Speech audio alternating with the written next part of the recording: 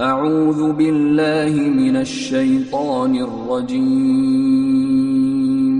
بسم الله الرحمن الرحيم.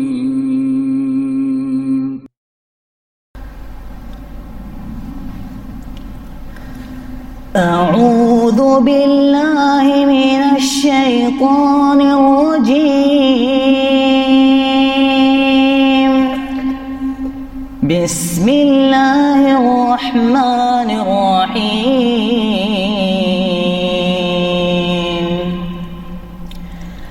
إن الذين قالوا ربنا الله ثم استقاموا تتنزل عليهم الملائكة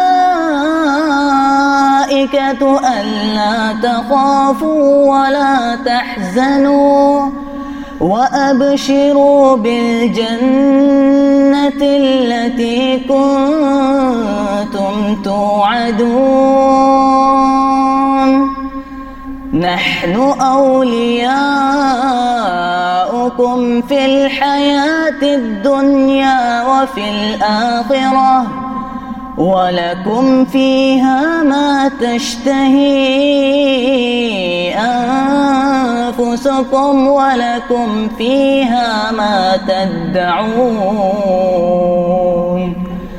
نزلا من غفور رحيم.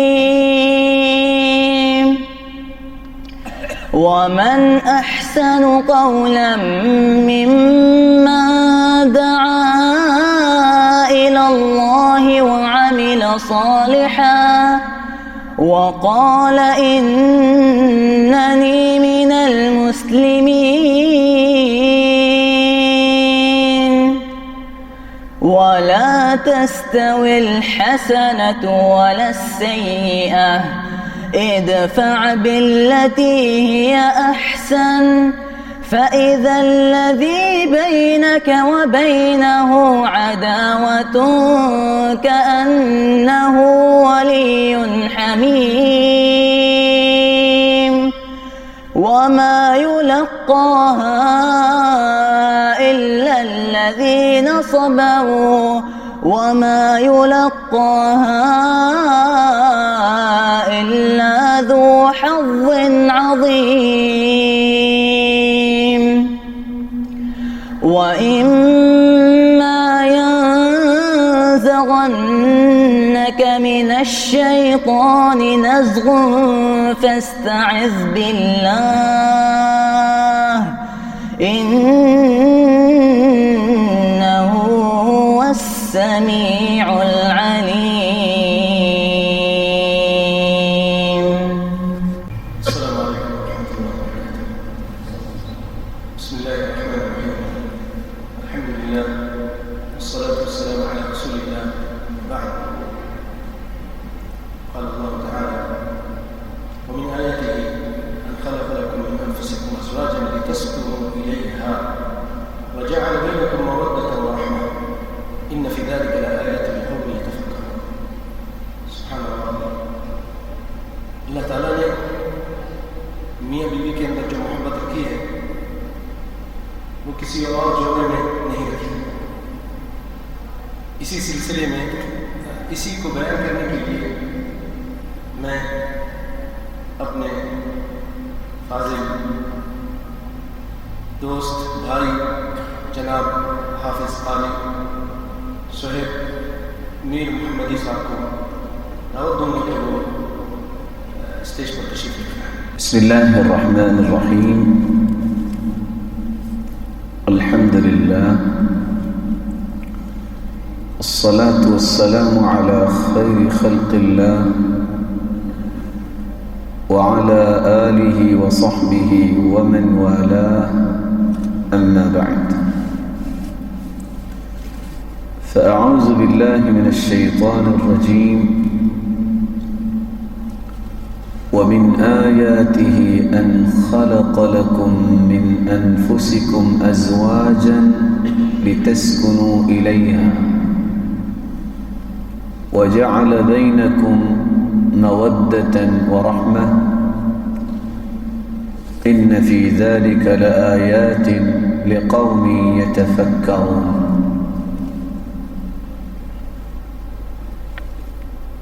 انتہائی قابل قدر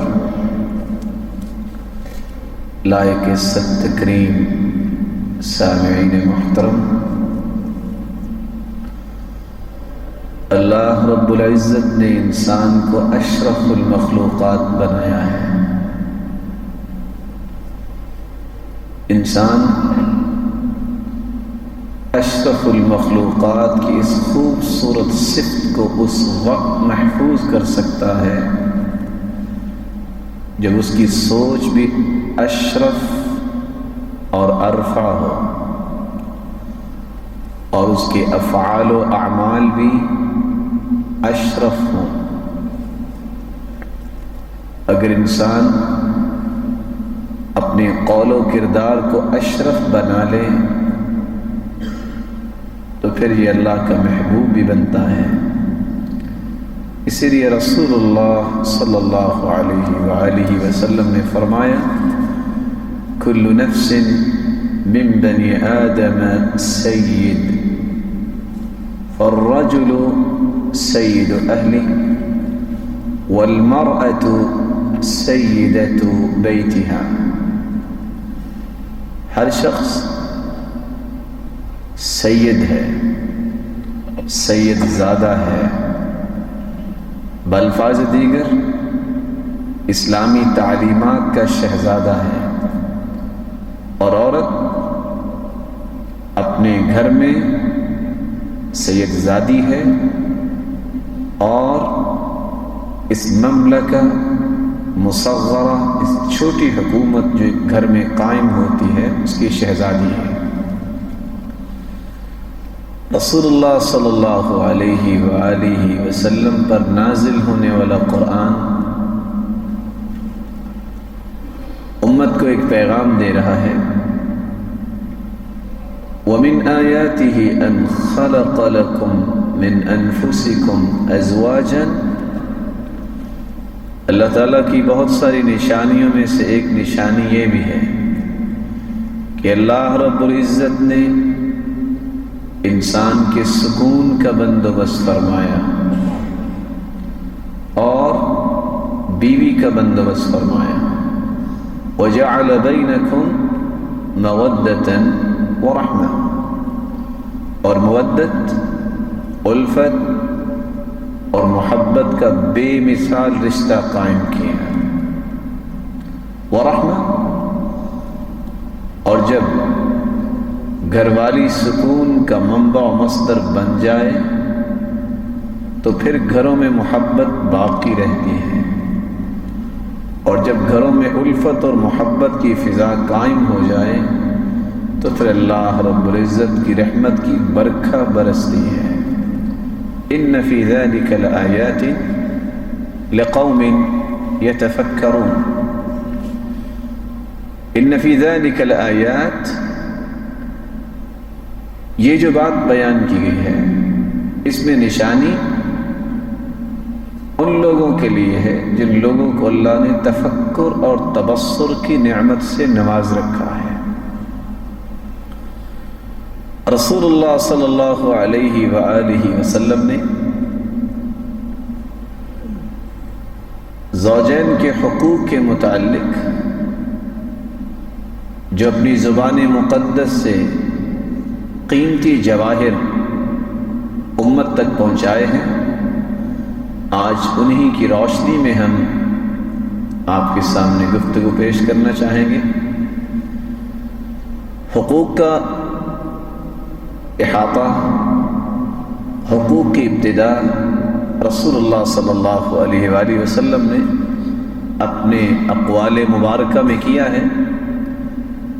حقوق اس وقت شروع ہوتے ہیں جب کوئی گھر بن جائے، لیکن رسول اللہ صلی اللہ علیہ وآلہ وسلم نے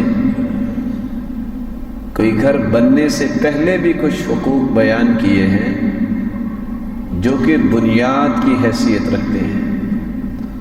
اساس اور بنیاد جب مضبوط ہو تو بڑی سی بڑی بلڈنگ بھی بنا لی جائے تو وہ خوبصورت نظر آتی ہے، لیکن اگر بنیادوں میں کمزوری رہ جائے تو انسان بڑی بلڈنگ بنانے کی خواہش کو پورا نہیں کر سکتا۔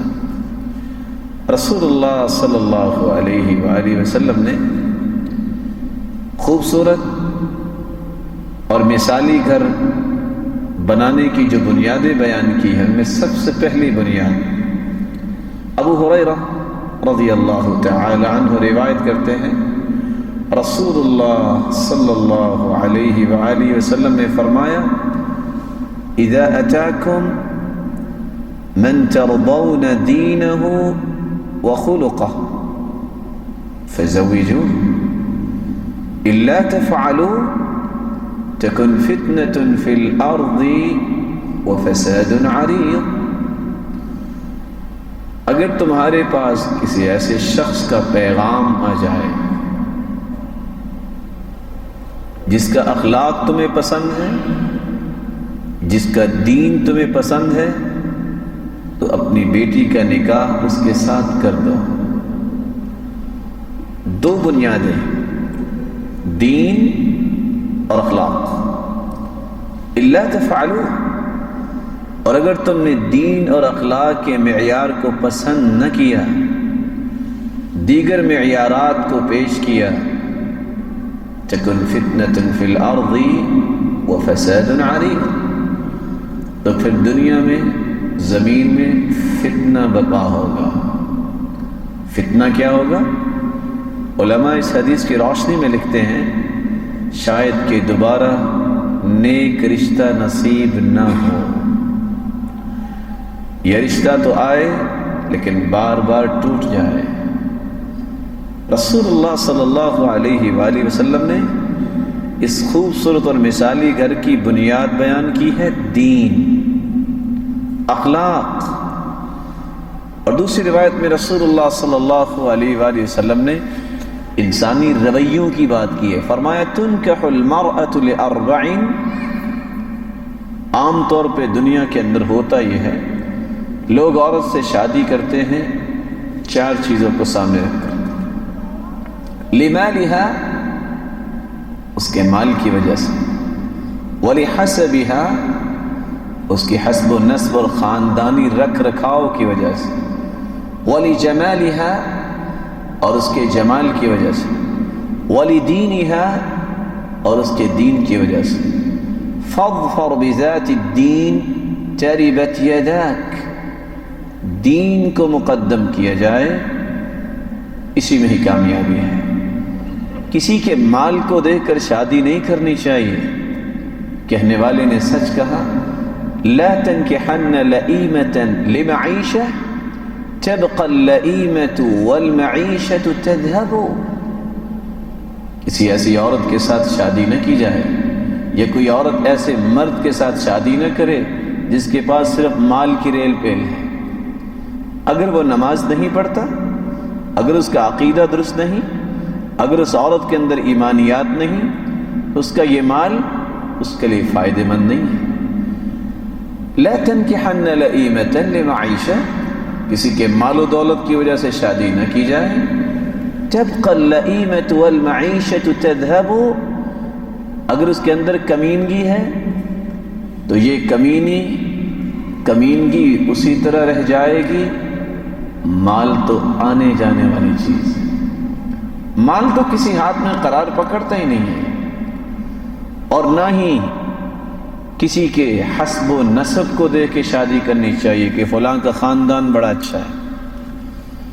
من بطأ به عمله لم يسرع به نسبه، جس کا عمل سست ہوتا ہے قیامت کے دن اس کا نسب نامہ اس کو تیز نہیں کر سکتا۔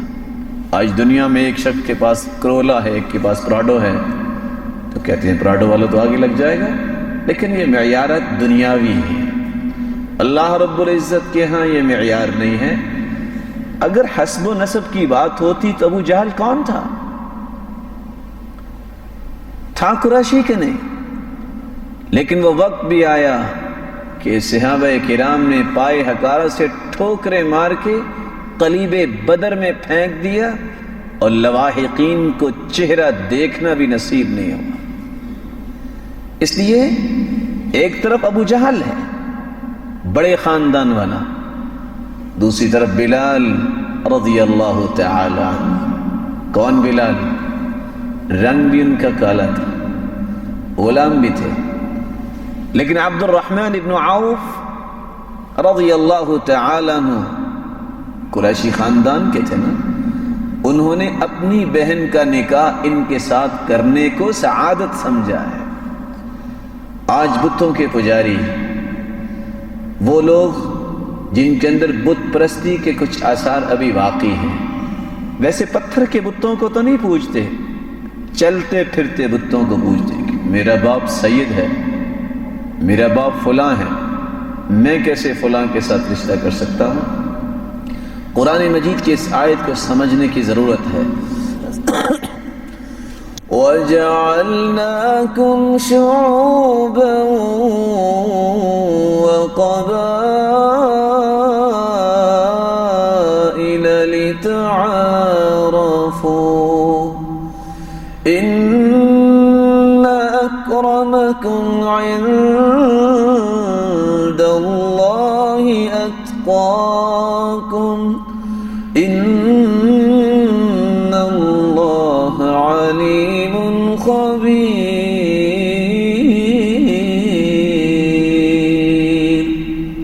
یہ قبائل ہم نے یہ سارے کے سارے خاندانی تعارف کے لیے ہم نے سلسلے بنائے ہیں۔ قرآن مجید میں کہاں لکھا ہے وَجَعَلْنَاكُمْ شُعُوبًا وَقَبَائِلَ لِتَفَاخَرُوا؟ فخر کے لیے تو نہیں بنائے۔ رسول اللہ صلی اللہ علیہ وآلہ وسلم نے فرمایا 3 چیزیں جاہلیت کی نشانی ہیں۔ الفخر بالانساب، جو اپنے نسب نامے پہ فخر کرتا ہے، جاہلیت کے آثار باقی ہیں۔ اور یہاں میں محمد بن منقدر کی بات بیان کر کے وضاحت کرنا چاہوں گا، شاید کہ اس بت کے پجاری اپنی اس بت پرستی سے باز آ جائیں۔ مدینے کے اندر قحط سالی ہوئی، اشراف اس وقت مدینہ میں رہ رہے ہیں، مدینے کے لوگ باہر آئے، دعا کی بارش کے لیے۔ کون سے لوگ؟ خاندان بھی بڑے ہیں، لیکن بارش نہیں ملی۔ وہ شخص جو جوتیاں بنانے والا ہے، جس کو آج ہم سکورن سمجھتے ہوئے موچی کا لقب دے دیتے ہیں، اس نے دیکھا کہ بارش نہیں آئی، اپنی جوتیوں کو سمیٹتا ہے، فقام، کھڑا ہوا، فتوضا فاحسن وضوءا، وضو کیا اور وضو کو بہترین کیا، ثم صلی رکعتین، پھر اس نے 2 رکعتیں پڑھی، فلما انصرف تربع، جب اس نے سلام پھیرا بیٹھ گیا۔ ہاتھ تو مدینے والوں نے بھی اٹھائے تھے، اس نے بھی اپنے 2 کمزور ہاتھ اٹھائے اور آسمان کی طرف نظر اٹھا کے کہتا ہے ربا ربا انی اقسم علیک، اے میرے پالنے والے، میں تجھ پہ قسم ڈالتا ہوں مسلمانوں کو بارش کی ضرورت ہے، بارش عطا کر دے۔ محمد بن منقدر فرماتے ہیں میں نے دیکھا اس کے ہاتھ اٹھے تھے، ابھی نیچے نہیں آئے تھے، اللہ نے بارش نازل کر دی۔ اللہ کے ہاں تو معیار تقوی ہے، اللہ رب العزت کے ہاں معیار خوف ہے، دینداری ہے۔ بلال اس وقت کون سی جوتی پہنتے ہوں گے؟ تھی اس وقت یہ ساری کمپنیاں، یہ باٹا اور یہ سروس اور اسٹارلیٹ کو تھی کمپنی اس وقت؟ نہ جانے کس طرح کی وہ جوتی پہنتے تھے، لیکن زمین پہ چلتے ان کے قدموں کی آہٹ جنت میں سنائی دیتی تھی۔ یہ معیار ہے۔ اللہ رب العزت ہمیں اس بات کو سمجھ کے اپنی زندگی کے زاویوں میں شامل کرنے کی توفیق عطا فرمائے۔ کسی کے مال کو دے کر شادی نہ کی جائے، کسی کے حسب و نسب کو دے کے شادی نہ کی جائے، نہ ہی کسی کے جمال کو دے کے شادی کی جائے۔ ایک شخص دنیا جہان سے خوبصورت ہے، نماز نہیں ہے، اللہ رب العزت کے ساتھ ایمان نہیں ہے، اس کا حسن وبال جان ہے۔ اس لیے کہنے والے نے سچ کہا، جمال الوجہ ما قبح النفوس كقنديل على قبر المجوس۔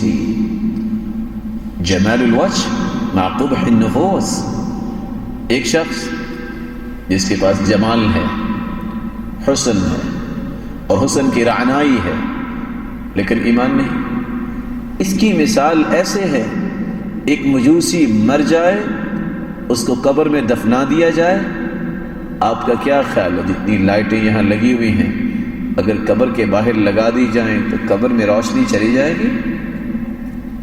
ایسے ہی وہ شخص جو خوبصورت ہے لیکن اس کے دل میں تاریکی اور سیاہی ہے، جہالت کی، بے ایمانی کی، یہ ظاہری ٹیپ ٹاپ جو ہے اس کو فائدہ نہیں دے سکے۔ ابو لہب کون تھا؟ اس کو ابو لہب کیوں کہا جاتا؟ سبب کیا تھا؟ اس کا چہرہ چمکتا تھا، لیکن سب سے پہلا دشمن اسلام کا اور اللہ کے رسول صلی اللہ علیہ وسلم کا کون بنا؟ ابو لہب بنا۔ جب اس نے کہا تبا لک یا محمد صلی اللہ علیہ وسلم، تیرے ہاتھ ٹوٹ جائیں، اجمعتنا لہذا، تو نے اس لیے ہمیں جمع کیا؟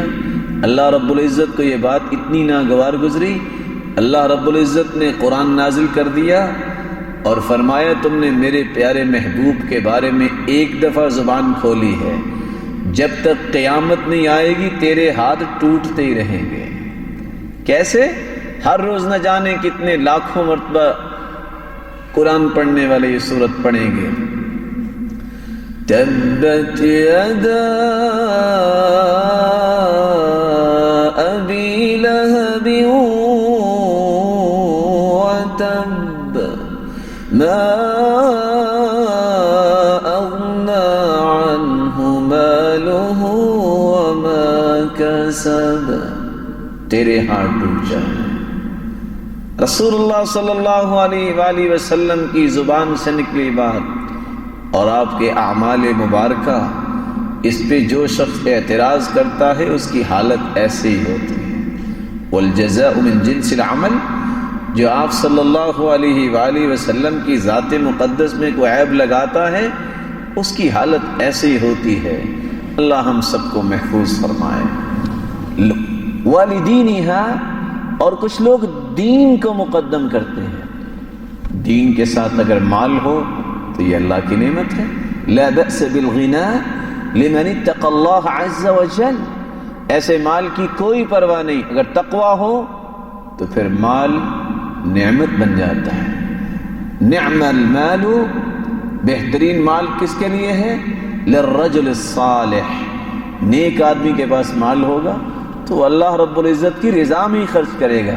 عثمان رضی اللہ تعالی عنہ، عبد الرحمن بن عوف رضی اللہ تعالی عنہ تاجر تھے، مال تھا، لیکن اس مال نے ان کو نقصان نہیں دیا۔ کیا کیا؟ اللہ رب العزت کے دین کی سربلندی کے لیے ہر وقت پیش کرتے نظر آئے۔ اگر مال کے ساتھ، دین کے ساتھ خوبصورتی ہے، دین کے ساتھ خاندانی رکھ رکھاؤ ہے، یہ ساری چیزیں نعمتیں ہیں۔ اگر دین نہیں، سب کچھ ہے، تو یہ مصیبت ہی مصیبت ہے، وبال جان ہے۔ اللہ رب العزت ہمیں ان دو بنیادوں کو سمجھنے کی توفیق عطا فرمائے۔ تیسری بنیاد، رسول اللہ صلی اللہ علیہ وسلم نے فرمایا، ثوبان رضی اللہ تعالی عنہ روایت کرتے ہیں، لِيَتَّخِذَ أَحَدُكُمْ قَلْبًا شَاكِرًا وَلِسَانًا ذَاكِرًا وَزَوْجَةً مُؤْمِنَةً تُعِينُهُ عَلَىٰ آخِرَتِهِ، کسی شخص کو اگر بے مثال زندگی گزارنی ہے، دل ایسا بنائے جو شکر کرنے والا ہے۔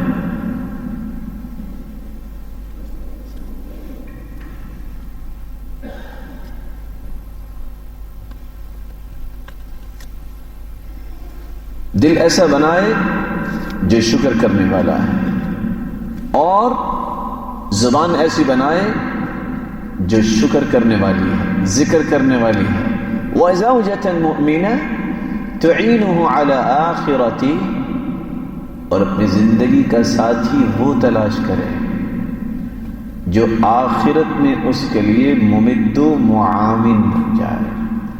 ایسی عورت سے نکاح کرے جس کے ذریعے اس کی عاقبت بہتر ہو، ایسے مرد سے نکاح کرے عورت جس کے ساتھ اس کی آخرت بہتر ہو جائے۔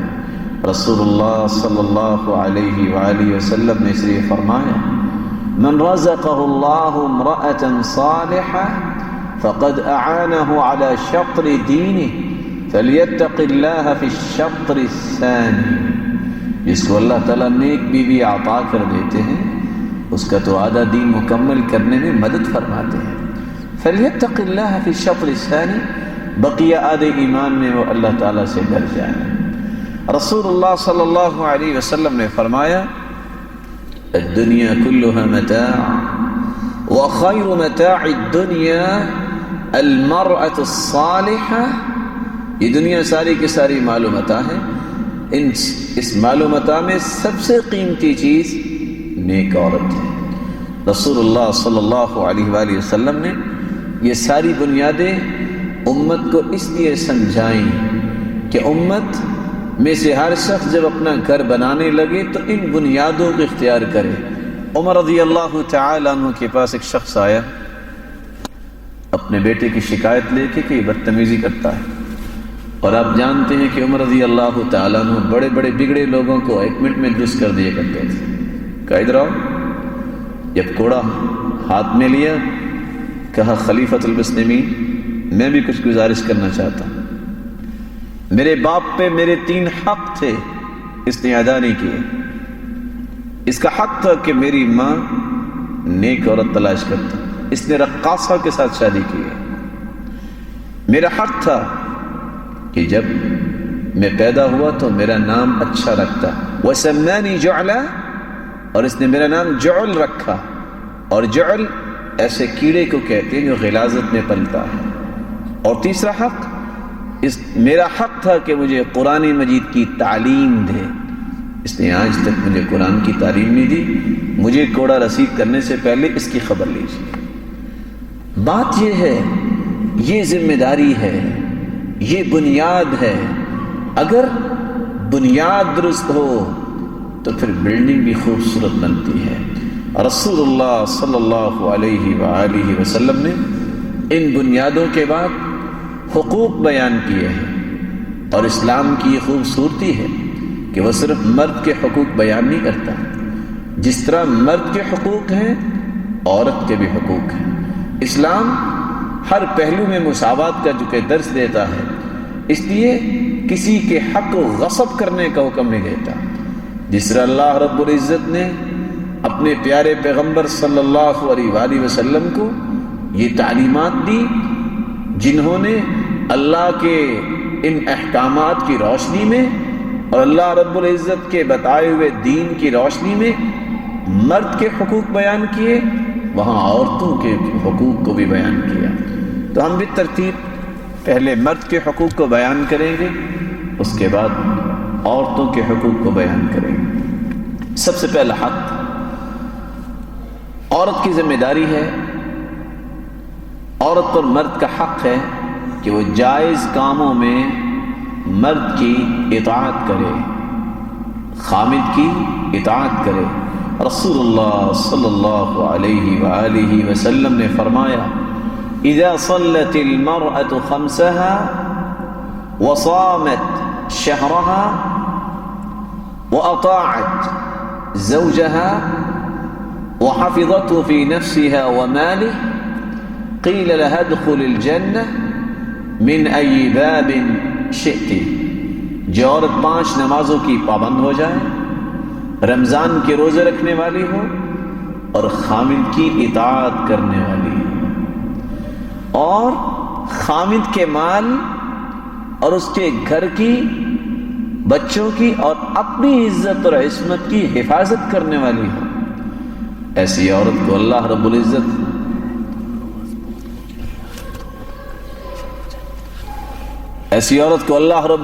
کس انعام سے نوازیں گے؟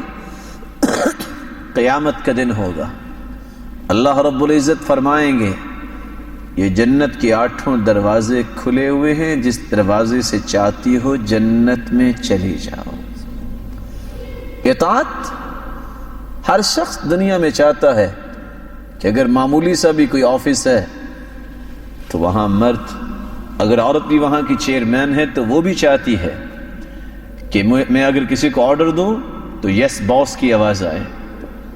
رسول اللہ صلی اللہ علیہ وآلہ وسلم نے فرمایا جو اطاعت کر لیتی ہے، نماز کی پابند بن جاتی ہے، روزے رکھتی ہے اور حفاظت کرتی ہے اپنے آپ کی اور بچوں کی تربیت پہ توجہ دیتی ہے، قیامت کے دن جنت کے 8 دروازے کھلے ہوں گے. اللہ فرمائیں گے جس دروازے سے چاہتی ہو جنت میں چلے جاؤ.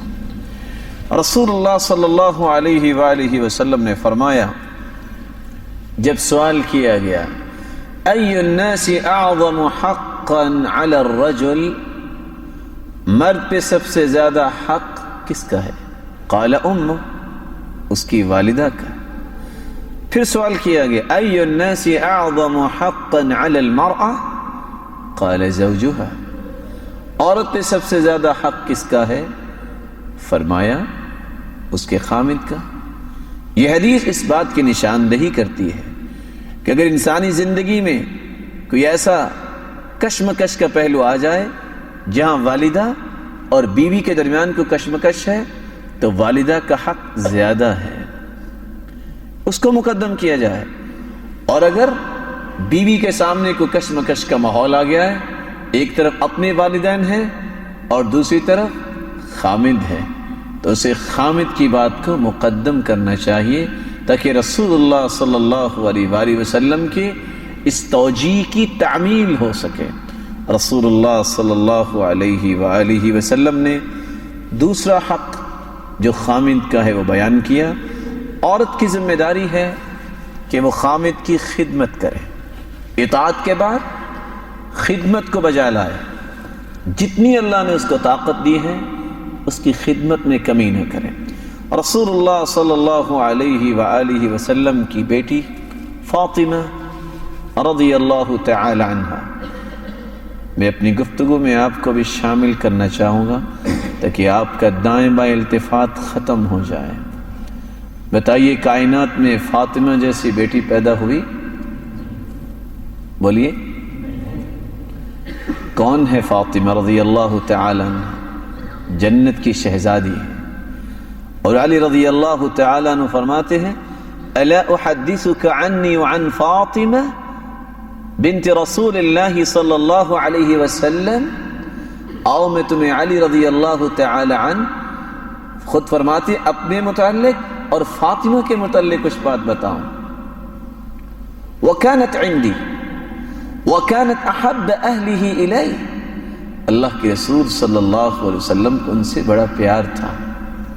جب وہ تشریف لاتی تو آپ استقبال کرنے کے لیے کھڑے ہو جاتے اور اپنی چادر بچھایا کرتے. جب شادی ہوئی تو حالت کیا ہے تربیت کی؟ واستقت بالقربہ، پانی مشکیزے میں لانے کے لیے چشمے سے پانی اٹھاتی اور مشکیزہ اپنے کندھے پہ اٹھا کے گھر پانی لے کے آتی. کون؟ فاطمہ الزہراء رضی اللہ تعالی عنہا حتی اثرت بنحرها، گردن پہ نشان پڑ گئے. یہ کون ہے فاطمہ؟ جس جیسی بیٹی دنیا میں ہے ہی کوئی. آج گھر کیوں اجڑتے ہیں؟ میں ایڈمن کی بیٹی ہوں، میں مینیجر کی بیٹی ہوں، میرا باپ تو بڑے عہدے پہ ہے، میں کیسے کام کروں؟ اور حالت یہ ہے کہ جس کمرے میں بھی جائے دو سسٹم ہے، ہاٹ اینڈ کولڈ. وہاں مشکیزہ اٹھا کے لانا پڑ رہا ہے. فجرت بالرحا، اور آٹا بنانے کے لیے چکی چلاتی ہے. حتی اثرت بیدہا، ہاتھوں پہ نشان پڑ گئے. آج زبان سے چند کلمات بولتی ہے اللہ کی بندی کہ آٹا نہیں ہے 10 बोरियां घर में आ जाती हैं, फिर भी अल्लाह का शुक्र अदा नहीं करती। वक़म्नत अलबैत हत्ता गुबरत सियाबुहा, घर की सफाई खुद किया करती, झाड़ू खुद देती। कौन?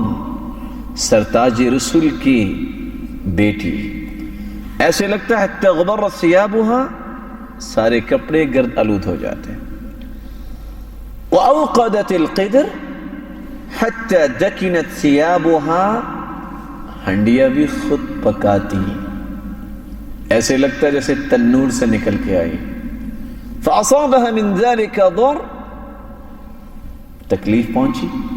ज़ौजैन मशवरा करते हैं कि सरताज रसूल के पास चलते हैं, गुजारिश करते हैं कि कोई गुलाम दे दें, बाहर के काम वो कर दिया करे, और कोई लौंडी दे दें, चलो घरेलू काम काज वो कर दिया करे। घर तशरीफ लाए। आइशा रज़ियल्लाहु तआला अन्हा घर पे मौजूद थी, सरताज रसूल घर में मौजूद नहीं थे। किस्सा बयान किया और चले गए। जब रसूलुल्लाह सल्लल्लाहु अलैहि वसल्लम वापस आए, किस्से का पता चला, आप तशरीफ लाए और फरमाने लगे, अला अदुल्लुकुमा अला खैर मिम्मा सअलतुमा, मुझे पता चला कि आप कुछ गुजारिश करने आए, मैं तुम्हें गुलाम और लौंडी से बेहतर इलाज न बता दूं?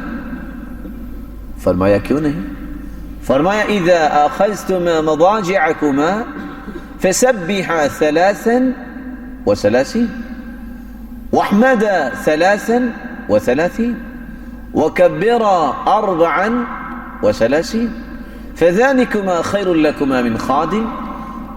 सारा दिन काम करके थकावट तो होगी, जब रात को चारपाई की तरफ सोने के लिए जाओ तो 33 मरतबा सुबहान अल्लाह पढ़ लेना, 33 मरतबा अल्हम्दुलिल्लाह पढ़ लेना, 34 मरतबा अल्लाहु अकबर पढ़ लेना।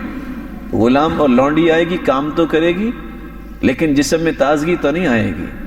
इसके करने से थकावट भी जाती रहेगी और अल्लाह रब्बुल इज्जत जिस्म में तरोताजगी भी पैदा फरमा देंगे।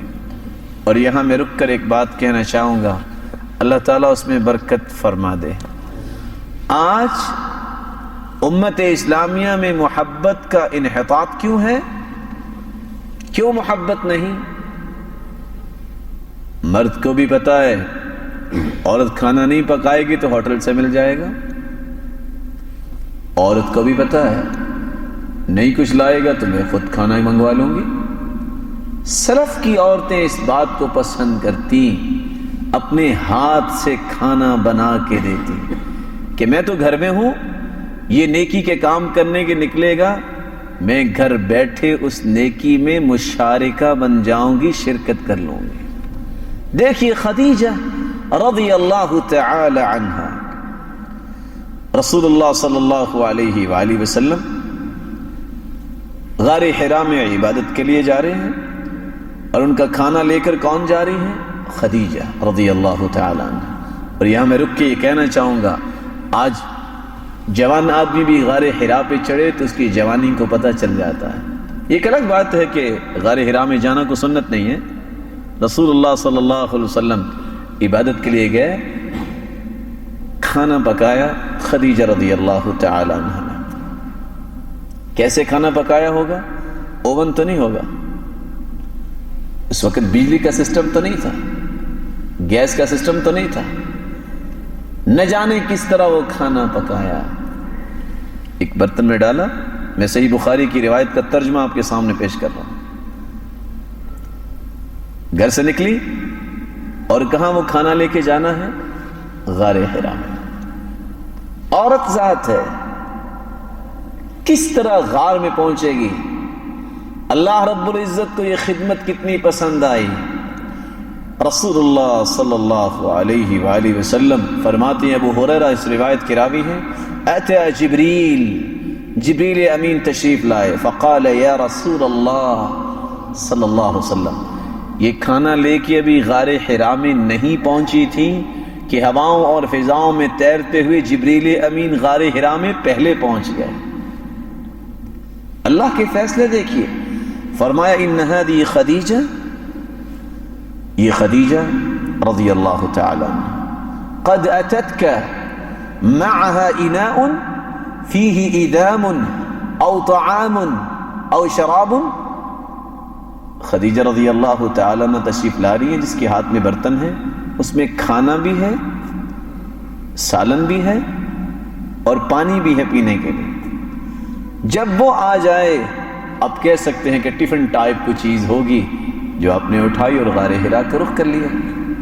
فَإِذَا هِيَ أَتَتْكَ, جب وہ آ جائے, توجہ کے لائق ہیں یہ لفظ, فَإِذَا هِيَ أَتَتْكَ فَقْرَ عَلَيْهَا السَّلَامَ مِن رَبِّهَا. جب وہ آ جائے تو پیارے پیغمبر کہہ دیجئے گا کہ خدیجہ تیرا رب تجھے سلام کہتا ہے.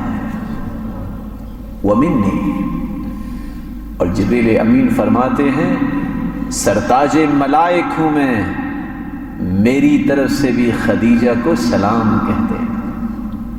وَبَشِّرْهَا بِبَيْتٍ مِّن قَصَبٍ فِي الْجَنَّةِ, اور جنت میں ایسے گھر کی بشارت بھی دے دینا. لا صخب فیہ ولا نصب, پہاڑ پہ چڑھنے والا آج بھی پہچانتا ہے کہ اس کا سر تو چکراتا ہے, تھکاوٹ تو ہوتی ہے. فرمایا اللہ کی طرف سے, میری طرف سے سلام پیش کرنے کے بعد بشارت دے دیجئے گا, خوشخبری سنا دیجئے گا کہ جنت میں تیرا ایسا گھر تیار اللہ نے کیا ہے, نہ وہاں تھکاوٹ ہوگی نہ وہاں سر چکرائے گا. یہ ہے سعادت. کاش کہ آج کی بیٹیوں اور بہنوں کو خدیجہ کی سنت زندہ کرنے کی توفیق فرما دے. اور دوسری بات میں جو کہنا چاہتا ہوں, محبت کیوں نہیں ہے؟ جس ہاتھ سے کھانا پک کے جائے گا اس کی محبت پیدا ہوگی دل میں.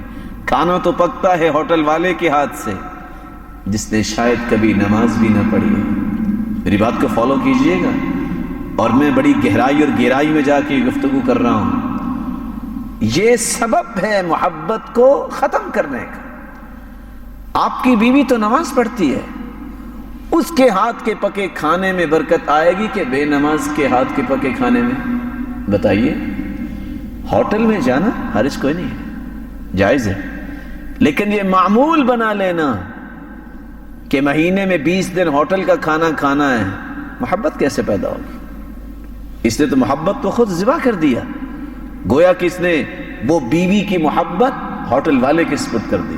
اور یہاں میں تیسری بات بھی کہنا چاہوں گا, میرے معزز اور مکرم بھائیوں, کبھی ہم نے گھر بیٹھے یہ بھی اندازہ کیا اس عورت کے ہاتھ کا پکا کھانا میں کھاتا ہوں, میں اس کا وضو ہی چیک کر لوں کہ اس کا وضو سنت کے مطابق ہے کہ نہیں, میں اس کی نماز ہی چیک کر لوں اس کی نماز کا طریقہ سنت کے مطابق ہے. تھے احمد ابن حنبل رحمت اللہ علیہ, امام شافعی رحمت اللہ علیہ ان کے استاد تھے. تو امام احمد بن حنبل رحمت اللہ علیہ فرمانے لگے کہ میرے استاد تشریف لا رہے ہیں اور ان میں 2 صفتیں ہیں, تہجد گزار ہیں اور کھانا بہت تھوڑا کھاتے ہیں. اب آپ کو پتا ہے کہ استاد کے ساتھ شاگرد کی کیسی محبت ہوتی ہے. جب وہ تشریف لائے تو کھانا تیار کیا, کھانا جب پیش کیا تو معمول کے مطابق, عربوں کی عادت آج بھی ہے کہ کھانا سارے کا سارا سامنے مہمان کے رکھ دیتے ہیں, انہوں نے معمول سے کچھ زیادہ کھانا کھا لیا. اور جو ابریق, جس برتن میں پانی رکھا تہجد کے لیے, وہ بھی رکھ دیا. جب صبح ہوئی تو وہ پانی اسی طرح ہی, اور کھانا بھی کھا لیا خاصا.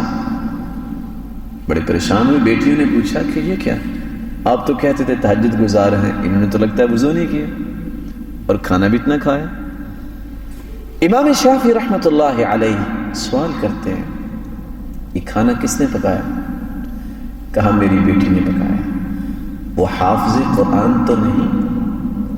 کہا اس کی عادت یہ ہے جب کھانا پکتا ہے تو قرآن مجید کی منزل شروع ہو جاتی ہے, ادھر کھانا پک جاتا ہے, ادھر 5 پارے منزل مکمل ہو جاتی ہے. کہا ایک لقمہ لیتا تھا تو جی چاہتا تھا چلو ایک اور لے لوں, وہ لیتا تو اس میں اور زیادہ لذت آتی, میں کہتا چلو ایک اور لے لوں. اسی طرح کرتے کرتے اتنا کھانا کھا لیا, پھر مجھے وضو کی ضرورت نہیں پڑی, یا ابا عمیر ما فعل النغیر، اس حدیث کو سامنے رکھ کر میں نے 150 مسائل اخذ کیے ہیں اور اسی وضو کے ساتھ ہی تہجد اور صبح کی نماز پڑھی ہے۔ آج ایک بچی، ایک بیٹی اور ایک بہن موسیقی لگا کے کھانا پکائے، کیسے برکت آئے گی؟ اخبار جہاں اور وقت ضیاء کھول کے، ڈائجسٹ کھول کے اگر وہ چمچ ہلا رہی ہے تو کیا برکت آئے گی؟ برکت اللہ کے پاس ہے اور وہ اللہ کے قرآن میں ہے۔ اللہ رب العزت ہمیں یہ بات سمجھنے کی توفیق عطا فرمائے۔ رسول اللہ صلی اللہ علیہ وآلہ وسلم کے پاس حسین ابن محسن بیان کرتے ہیں، ان کی پھپھو تشریف لائیں، فرمایا اذات زوج انتی، شادی شدہ ہو؟ قالت نعم، شادی شدہ ہو۔ قال این انت منہ، خامد کی خدمت کے بارے میں سنائیے کیسی ہو؟ قالت ما آلوہ الا ما عجزت عنہ، سرتاج رسول جب تک میں عاجز نہ آ جاؤں کبھی خدمت میں کمی نہیں کی۔ فرمایا انظری این انت منہ فإنہ جنتکی ونارکی، غور کر لے، خامد کی خدمت کرتی رہنا اور یاد رکھنا خامد تیرے لیے جنت بھی ہے جہنم بھی ہے۔ رسول اللہ صلی اللہ علیہ وآلہ وسلم نے تربیت یہ دی۔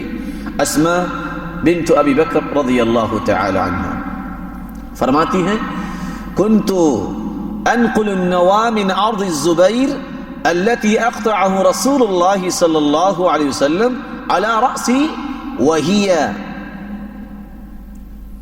منى على ثلثي فرسخ،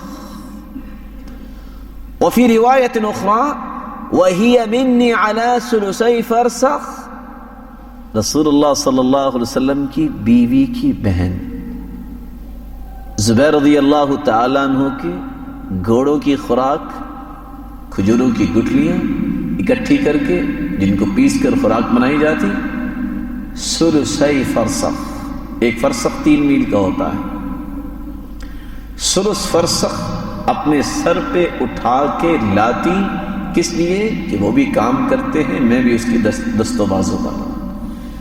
آج مومنہ عورت اپنے گھر کو برباد کیوں کرتی ہے؟ میں کام نہیں کروں گی، میں کپڑے نہیں دھو سکتی، میں خدمت نہیں کر سکتی، تو کیا کر سکتی ہو؟ میں اس کا کہا نہیں مان سکتی، تو کیا کر سکتی ہو؟ کتنی سعادت ہے اللہ کی بھی اطاعت، خامد کی بھی اطاعت۔ اس لیے رسول اللہ صلی اللہ علیہ وسلم نے تو فرمایا تھا ان اللہ لا ينظر الى امرأة لا تشکر لزوجها وهي لا تستغنی عنه، ایسی عورت کی طرف نظر رحمت اللہ رب العزت نہیں ڈالیں گے جو اپنے خامد کا شکریہ ادا نہیں کرتی۔ رسول اللہ صلی اللہ علیہ وآلہ وسلم نے تیسرا حق بیان کیا ہے خامد کا، خامد کے مال کی حفاظت کرے کون؟ عورت، اور اس کی اولاد کی تربیت کرے۔ خیر النساء من تسرك اذا ابصرت وتطعمك اذا امرت وتحفظ غیبتك في نفسها ومالك، بہترین عورت وہ ہے جس کی طرف آپ کی نظر اٹھے تو اس کی سلیقہ شعاری، اس کے اچھے ادب و آداب کو دیکھ کے آپ خوش ہو جائیں کہ یہ ہے زندگی گزارنے کا صحیح طریقہ۔ وَتُطْعِمَكَ إِذَا أَمَرْتَ، جب آپ کا حکم ہو کہ کھانا چاہیے تو کھانا حاضر کر دے، یہ نہ کہے جیسا کہ شکایات پہنچتی ہیں، یہ خامد کہتا ہے کھانا لاؤ، وہ کہتی ہے وہ سامنے پڑھا اٹھا لو، تم پڑھانے جاتے ہو تو میں بھی تو ٹیچر ہوں نا، تم کاروبار کرتے ہو تو میں بھی تو کاروبار کرتی ہوں نا، اس طرح گھر نہیں چلتے۔ بہترین عورت کا طریقہ یہ ہے کہ جب کہے کھانا لاؤ تو کھانا پیش کرے، اور جب وہ گھر میں نہیں تو اس کے مال میں اور اپنی عزت میں اور اس کی اولاد میں توجہ رکھے، نہ اپنی عزت پہ حرف آنے دے، نہ اپنی اولاد کی تربیت میں کمی کرے، نہ اس کے مال کو ضائع کرے۔ رسول اللہ صلی اللہ علیہ وآلہ وسلم نے چوتھا حق یہ بیان کیا کہ جب عورت گھر میں ہے اور خامد آواز دیتا ہے، اپنے پاس بلاتا ہے تو لبیک کہے، اس کی بات کو مانے، انکار نہ کرے۔ سبب کیا ہے؟ رسول اللہ صلی اللہ علیہ وسلم نے فرمایا اذا دعا الرجل امرأته الى فراشه فابته ان تجيء فبات غضبان عليها لعنتها الملائكة حتى تصبح، وفي رواية اخرى لعنتها الملائكة حتى ترجع۔ اگر خامد اپنی بیوی کو بلاتا ہے، وہ انکار کرتی ہے، وہ خامد ناراضگی کی حالت میں سو جاتا ہے، تو ساری رات فرشتے اس عورت پہ لعنت بھیجتے ہیں یہاں تک کہ صبح ہو جائے۔ اور دوسری روایت کے الفاظ ہے جب تک وہ خامد کے پاس نہیں آ جاتی فرشتے اس پہ لعنت بھیجتے رہتے ہیں۔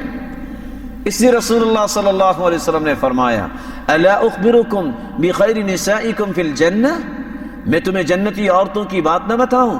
کل ولود ودود اذا غضب زوجها عليها قالت هذه يدي في يدك لا اكتحل بغمض حتى ترضى۔ جنتی عورتوں کی نشانی یہ ہے وہ اپنے خامد کو ٹوٹ کے چاہنے والی ہوتی ہے اور وہ صاحبۃ الاولاد ہوتی ہے، اور اگر خامد ناراض ہو جائے تو کیا کہتی ہیں؟ اپنا ہاتھ پہلے پیش کرتی ہیں کہ میں معذرت خواہ ہوں، اگر مجھ سے کوئی بات ہوگی میں اس وقت تک آرام نہیں کروں گی جب تک آپ راضی نہیں ہوں گے۔ اتنے الفاظ اللہ کو اتنے پسند ہیں، پیارے پیغمبر کی زبان سے کہلوا دیا کہ یہ جنتی عورت ہے۔ پانچواں حق یہ ہے کہ خامد کے مال کو بغیر اجازت خرچ نہ کرے۔ رسول اللہ صلی اللہ علیہ وسلم نے فرمایا لا يجوز لامرأة عطیہ الا باذن زوجها، خامد کی اجازت کے بغیر وہ کسی پہ مال خرچ نہیں کر سکتی، کسی کو تحفہ بھی نہیں دے سکتی۔ رسول اللہ صلی اللہ علیہ وآلہ وسلم نے چھٹا حق بیان کیا، خامد انسان ہے، جیسے بھی وہ گفتگو کرے عورت کو چاہیے کہ وہ بصیرت کا ہاتھ نہ چھوڑے۔ خالد بن یزید، ان کی شادی رملہ بنت الزبیر رضی اللہ تعالی عنہ سے ہو گئی، اور رملہ بنت الزبیر رضی اللہ تعالی عنہ صاحبۃ البصیرہ، اللہ تعالیٰ نے بصیرت سے نوازا تھا۔ خالد بن یزید کی کیفیت غصے والی تھی، جب بھی کوئی بات ہوتی سخت غصے کے الفاظ سنا دیتے، کٹیلے الفاظ اور سخت سست کہہ دیتے۔ ایک دن ایسے ہی ہوا، اور آپ کو پتہ ہے کہ بات تو ان لاز کی ہوتی ہے، اور خامد برستا ہے تو بیوی پہ برستا ہے، یہ فطرت بھی ہے اور کمزوری بھی ہے۔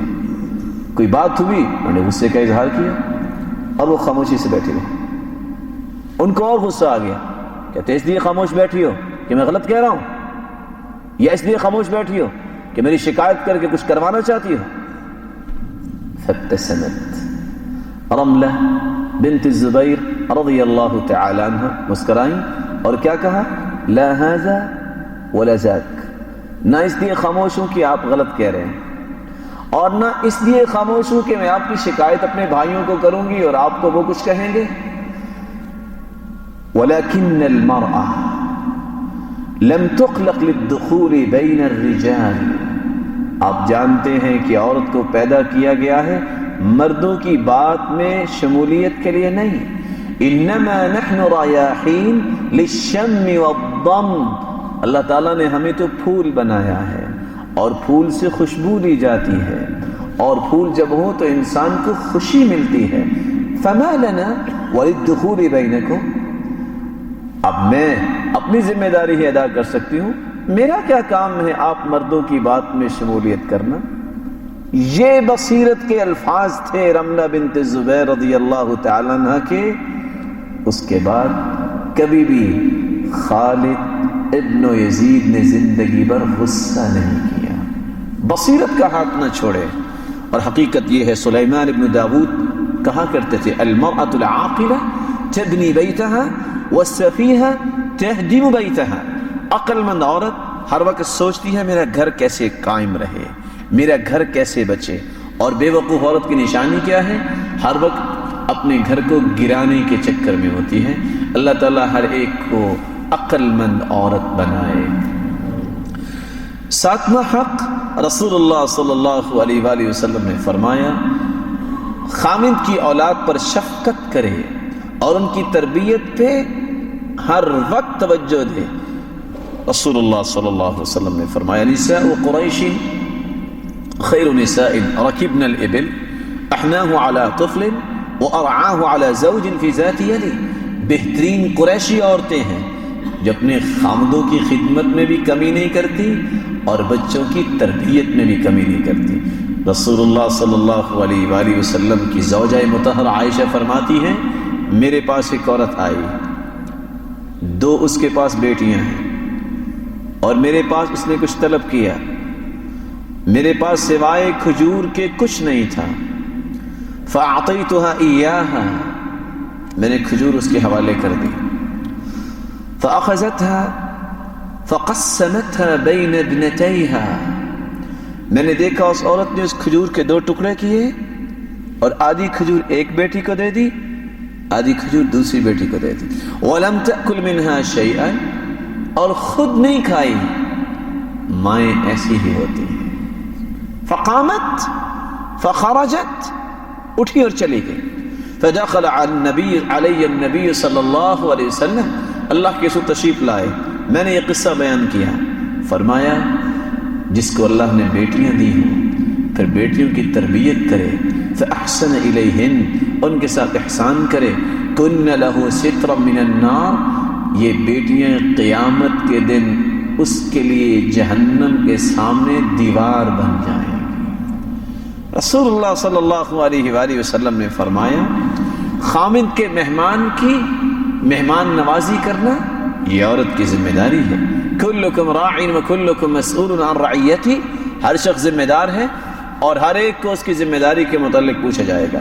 والمرأة راعیۃ فی بیت زوجہا وہی مسئولۃ عن رعیتها، عورت خامد کے گھر کی ذمہ دار ہے اور اس کی مسئولیت کے بارے میں اس سے پوچھا جائے گا۔ رسول اللہ صلی اللہ علیہ وآلہ وسلم کے فرامین کی روشنی میں ہمیں پتہ چلتا ہے کہ 9واں حق یہ ہے کہ خامد کو فکری اور مالی تکلیف نہ دے، یہ عورت پہ حق ہے۔ ایک شخص کا پتہ ہے اس کی ماہانہ آمدن یہ ہے، اس کی آمدن سے بڑھ کے تقاضا کرنے والی فکری ٹارچر کرتی ہے۔ رسول اللہ صلی اللہ علیہ وسلم نے فرمایا لا تؤذی امرأة فی الدنیا زوجها الا قالت زوجته من الحور العین قاتلک اللہ انما هو دخیل عندک یوشک ان یفارقک الینا، جو عورت اپنے خامد کو تنگ کرتی ہے، تکلیف دیتی ہے، اللہ تعالیٰ نے جو اس نیک آدمی کے لیے جنت کی حور تیار کر رکھی ہے وہ کہتی ہے قاتلک اللہ، تیرا برا ہو، یہ جو تیرے پاس مہمان ہے اس کی مہمان نوازی کرو۔ اصل مہمان نوازی تو ہم کریں گی جب وہ ہمارے پاس آئے گا۔ رسول اللہ صلی اللہ علیہ وآلہ وسلم نے فرمایا خامد کی اجازت کے بغیر کسی کو گھر میں داخل ہونے کی اجازت نہ دے، اور اگر خامد گھر میں ہے تو عورت پہ حق ہے کہ نفلی روزہ بغیر اجازت کے نہ رکھے۔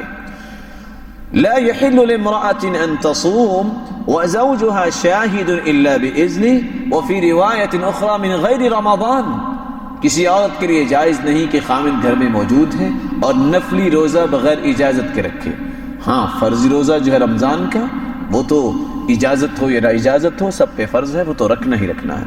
رسول اللہ صلی اللہ علیہ وسلم نے فرمایا وَلِنِسَائِكُمْ عَلَيْكُمْ حَقًّا وَأَمَّا حَقُّكُمْ عَلَى نِسَائِكُمْ فَلَا يُطِعْنَ فُرَشَكُمْ وَمَنْ تَكْرَهُونَ وَلَا يَأْذَنَّ فِي بُيُوتِكُمْ لِمَنْ تَكْرَهُونَ، مردوں کے عورتوں پہ حق ہے اور عورتوں کے مردوں پہ حق ہے۔ مردوں کا عورتوں پہ حق یہ ہے کہ کسی کو اپنے گھر میں آنے کی اجازت نہ دیں اور کسی کو اپنے بستر پہ آنے کی اجازت نہ دیں۔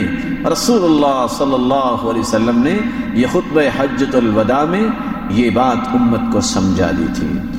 11واں حق خامد کے ساتھ صبر و شکر کی زندگی بسر کرے۔ رسول اللہ صلی اللہ علیہ وآلہ وسلم نے کس طرح تربیت فرمائی ام سلیم رضی اللہ تعالی عنہ، جو صبر کی پہاڑ تھی، ایک اللہ نے بیٹا دیا، بیمار ہو گیا، خامد گیا ہوا ہے کام کاج کے لیے، فوت ہو گیا۔ اس بیٹے کو خود ہی نہلایا، کفنایا، وحنطتہ، اور اس کو حنوط کیا، خوشبو لگائی، اور گھر کے ایک زاویے میں رکھ دیا۔ چیخنا اور چلانا یہ ان کے ہاں نہیں تھا، واویلا کرنا اور بیان کرنا یہ ان کی علامت نہیں تھی۔ خامد گھر واپس آیا، سوال کرتا ہے، کیف ابنی، بیٹا کیسا ہے؟ قالت اہدأ ما کان، پہلے سے سکون میں ہے۔ اور بیٹا کہاں چلا گیا؟ اللہ کے پاس۔ اسی طرح کھانا لے کے آئی معمول کے مطابق، ثم تجملت له كما تجملت له من قبل، کھانے کے بعد اپنے آپ کو تیار کیا اور خامد کے پاس آ گئی۔ سوال کرتی ہیں، لو ان قوما استعاروا شيئا، اگر کی قوم کوئی چیز ادھار لے لے، اس کو واپس کرنا چاہیے کہ نہیں؟ کہا کرنا چاہیے واپس۔ کہا اگر واپس کرنے کی بجائے کہے کہ میں واپس نہیں کروں گا تو پھر قال بئس ما قالوا، بڑے برے لوگ ہیں، بڑی بری بات کی ہے۔ جس نے قرض دیا ہے، کوئی ادھار دیا ہے، اس کا شکریہ ادا کرنا چاہیے۔ انما جزاء الحمد والشکر، اس کی تعریف کرنی چاہیے، شکریہ ادا کرنا چاہیے۔ قالت ہب ابنک، بیٹا بھی اللہ نے ادھار دیا تھا، واپس نہیں لیا ہے۔ صبر کی پہاڑ۔ رسول اللہ صلی اللہ علیہ وآلہ وسلم کے پاس ایک عورت یمن سے آئی، قالت ادعو اللہ ان یشفیعنی، سرتاج رسول دعا کیجئے اللہ مجھے شفا یاب کر دے۔ قال ان شئتی دعوت اللہ لکی فشفاکی وان شئتی صبرتی ولا حساب علیک، چاہتی ہو دعا کر دیتا ہوں شفا مل جائے گی، اور چاہتی ہو صبر کر لو تو میں تمہیں نوید سناتا ہوں، بغیر حساب کے جنت چلی جاؤ گے۔ اس عورت نے سوچا کتنی کی زندگی۔ قالت بل اصبر، اللہ کے رسول میں صبر کرتی ہوں۔ رسول اللہ صلی اللہ علیہ وسلم کی اس بات کو سمجھ گئی، بل اصبر ولا حساب علی، میں یہ چاہتی ہوں بغیر حساب کے جنت میں چلی جاؤں، میں یہ تکلیف برداشت کر لوں گی۔ اللہ رب العزت امت اسلامیہ کی ہر بیٹی کو صبر کی توفیق عطا فرمائے۔ رسول اللہ صلی اللہ علیہ وسلم نے جہاں مرد کے حقوق کو بیان کیا، وہ عورتوں کے حقوق کو بیان کیا۔ عورت کا سب سے پہلا حق یہ ہے مرد پر کہ اس کی تعلیم، اس کی تربیت اور اس کے علمی پیاس بجھانے کا بندوبست کرے، گھر میں علمی ماحول پیدا کرے، اس کو مسجد میں لے کے جائے، اس کو محاضرات میں شریک کروائے، تاکہ اس کی علمی امپروومنٹ ہوتی رہے۔ اللہ کے رسول صلی اللہ علیہ وسلم اکیلے تہجد نہیں پڑھتے تھے، بلکہ تہجد کے لیے اٹھتے، کیا فرماتے؟ قومی یا عائشہ، قومی یا عائشہ فاوتری، عائشہ تم بھی اٹھو تہجد پڑھو، کیونکہ مومن یہ چاہتا ہے وہ اکیلا جنت میں نہیں جائے گا، سب کو ساتھ لے کے ہی جائے گا۔ رسول اللہ صلی اللہ علیہ وسلم رات کو اٹھے اور فرماتے ہیں ایقظوا صواحب الحجرات لکی یصلین، ان حجروں والیوں کو اٹھاؤ تاکہ یہ نماز پڑھیں، تہجد پڑھیں۔ رسول اللہ صلی اللہ علیہ وسلم نے ایک تیسری روایت میں فرمایا رحم اللہ امرأ قام من اللیل فایقظ امرأته فإن ابت نضح في وجهها الماء، اللہ تعالیٰ اس پہ رحم فرمائے جو رات کو اٹھتا ہے، اپنی بیوی کو اٹھاتا ہے، اگر وہ پسو پیش کرتی ہے تو پانی کے چھینٹے لگاتا ہے۔ ویسے تو تکلیف دہ بات لگتی ہے، لیکن فرمایا یہ تو چند چھینٹے ہیں پانی کے، ادھر اللہ رب العزت کی طرف رحمت کی برکھا برس جائے گی۔ وَرَحِمَ اللَّهُ امْرَأَةً قَامَتْ مِنَ اللَّيْلِ وَأَيْقَظَتْ زَوْجَهَا فَإِنْ أَبَى نَضَحَتْ فِي وَجْهِهِ الْمَاء، اللہ اس عورت پہ بھی رحم فرمائے جو تہجد کے لیے اٹھتی ہے، خود بھی پڑھتی ہے اور خامن کو بھی اٹھاتی ہے۔ اگر وہ انکار کرتا ہے تو پانی کے چھینٹے لگاتی ہے، لیکن کام بہت مشکل ہے۔ اللہ اگر توفیق دے دے تو پھر ہر دو ایک دوسرے کی جنت کا سامان ہر وقت ہی تیار کرتے رہتے ہیں۔ اللہ تعالیٰ جتنے بیٹھے جن کی بیویاں ہیں ان کو نیک بنا دے، اور جس انتظار میں اللہ تعالیٰ ان کو صالحہ بیوی عطا فرما دے۔ رسول اللہ صلی اللہ علیہ وآلہ وسلم نے فرمایا لا تمنعوا اماء اللہ مساجد اللہ، اللہ کی بندیوں کو مسجدوں میں جانے سے مت روکو، یہ مسجد میں جائیں، ان کا تعلق دین سے بنے، یہ دین کی بات سنیں تاکہ اس کے اثرات گھر میں پیدا کریں۔ اور بچوں پہ سب سے پہلا مدرسہ ماں ہوتی ہے، اگر ماں نیک ہے تو بچہ بھی نیک ہے۔ اس لیے کہنے والے نے سچ کہا تھا اذا كان رب البيت بالضف ضاربا فشيمة اهل البيت كلهم الرقص، اگر ماں باپ جو ہیں وہ دف بجانے والے ہوں تو بیٹے اور بیٹیاں رقص ہی کر سکتی ہیں، کیا کریں گی؟ اگر ماں باپ جو ہے نیکی کے کام پہ لگنے والے ہیں تو اللہ رب العزت اولاد کو بھی پھر توفیق دیتا ہے۔ ام سلیم رضی اللہ تعالی عنہا، جب اللہ تعالیٰ نے بیٹا دیا، ابھی بیٹا گفتگو نہیں کرتا، لیکن حالت کیا ہے؟ بیٹے کی انگلی کو پکڑتی ہیں اور آسمان کی طرف اٹھاتی ہیں، وَهِيَ تُلَقِّنُ، اور اس کو تلقین کرتی ہیں، یا بنی قل لا الہ الا اللہ، قل لا الہ الا اللہ، بیٹے لا الہ الا اللہ کہو، اور انگلی اٹھا کے اشارہ کیا کرتی ہیں؟ الرحمن علی العرش استوى، اللہ رب العزت ذات کے اعتبار سے کہاں ہے؟ عرش پر مستوی ہے۔ یہ مومن کا عقیدہ ہے، یہ مومن کا عقیدہ ہے۔ لیکن آج افسوس اس مسلمان پہ، جب بچہ گفتگو کرنے لگتا ہے تو سب سے پہلے دیہاتوں میں کیا کہتے ہیں؟ اس کو گالی دو، گالی سکھاتے ہیں، اور نہ جانے کون کون سے کلمات۔ مومن مرد اور عورت یہ چاہتے ہیں کہ میرے بچے کی زبان کھلے تو لا الہ الا اللہ پہ کہے۔ اللہ رب العزت ہمیں اچھی تربیت کی توفیق عطا فرمائے۔ رسول اللہ صلی اللہ علیہ وآلہ وسلم نے دوسرا حق بیان کیا ہے، مرد پہ دوسرا حق ہے عورت کے لیے کہ اس کو نیکی کا حکم کرے، اس کو کھلا چھوڑ دینا یہ حق تلفی ہے، اور حقیقت میں یہ بہت بڑی بلا ہے جس سے مصائب سامنے آتے ہیں۔ رسول اللہ صلی اللہ علیہ وآلہ وسلم نے فرمایا انفق علی عیالک من طولک ولا ترفع عنہم عصاک ادبا واخفهم فی اللہ، ہر وقت خامد کو چاہیے کہ وہ عورت کو اللہ سے ہی ڈرائے۔ یہ جو طریقہ اس وقت دنیا میں آ چکا ہے کہ جب بھی کسی نے ڈرانا ہوتا ہے تو طلاق سے ڈراتا ہے، یہ تو بزدلوں کا طریقہ ہے۔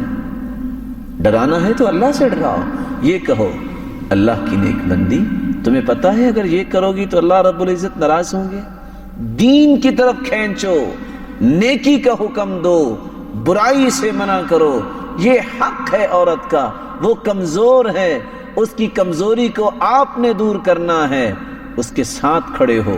اگر نماز میں سست ہے، نیکی میں سست ہے تو اس کو تیز کرنا، احادیث سنا کر، واقعات سنا کر، بندوبست کر کے۔ اور میں یہ سمجھتا ہوں کہ سلف نے جو روایت چھوڑی ہے، گھر میں ایک مکتبہ ہونا چاہیے، ہفتے کے بعد ایک دن ہونا چاہیے جس میں گھر کے اندر بیٹھ کے دین کی گفتگو ہو۔ وہ عبداللہ ابن رواحہ کیا کرتے تھے؟ بیوی کے پاس بیٹھ جاتے اور رونا شروع کر دیتے، جنت کی بات ہو رہی ہے، جہنم کی بات ہو رہی ہے، وہ بھی رونا شروع کر دیتی۔ آپ کیوں رو رہی ہیں؟ وہ پوچھتی آپ کیوں رو رہے ہیں؟ کہتے میں تو جنت اور جہنم کی بات کر کے رو رہا ہوں۔ کہا تو مجھے بھی اس لیے رونا آ رہا ہے۔ ماحول اس طرح بنتا ہے، ماحول بنتا ہی اس طرح ہے۔ ایک انسان جو ہے وہ دنیا میں اتنا دھت ہے، مہینہ مہینہ اس کو بیٹھنا نصیب ہی نہیں ہوتا، محبت کیسے پیدا ہوگی؟ اور حالت یہ ہونی چاہیے جو عائشہ رضی اللہ تعالی عنہ کی حالت تھی، جب اللہ کے رسول صلی اللہ علیہ وسلم حفصہ رضی اللہ تعالی عنہ کے پاس چلے گئے، اور وہ دن عائشہ رضی اللہ تعالی عنہ کا تھا، چونکہ وہ اونٹ جو عائشہ رضی اللہ تعالی عنہ کا تھا وہ حفصہ رضی اللہ تعالی عنہ کے پاس چلا گیا، وہ اس پہ سوار ہوئے، آپ نے سمجھا کہ عائشہ رضی اللہ تعالی عنہ ہے، تو جب گئے تو عائشہ رضی اللہ تعالی عنہ کیا فرماتی ہیں؟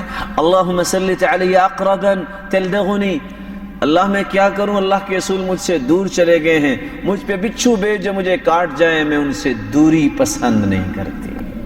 ایسی عورت جو ہے یہ قیامت کے دن جنت کی شہزادی ہوگی، جس کے ذہن میں یہ ہو نہ میں جنت میں جدا ہونا چاہتی ہوں نہ دنیا میں جدا ہونا چاہتی ہوں۔ تیسرا حق یہ ہے کہ مرد کو چاہیے کہ بیوی کی جائز ضروریات پہ خرچ کرنے کو عبادت سمجھے۔